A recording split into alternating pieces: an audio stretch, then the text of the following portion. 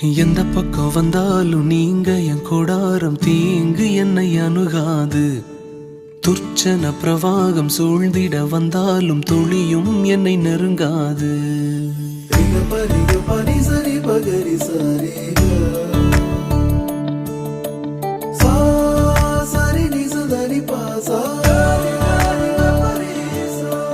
எந்த பக்கம் வந்தாலும் நீங்க என் கொடாரம் தீங்கு என்னை அணுகாது.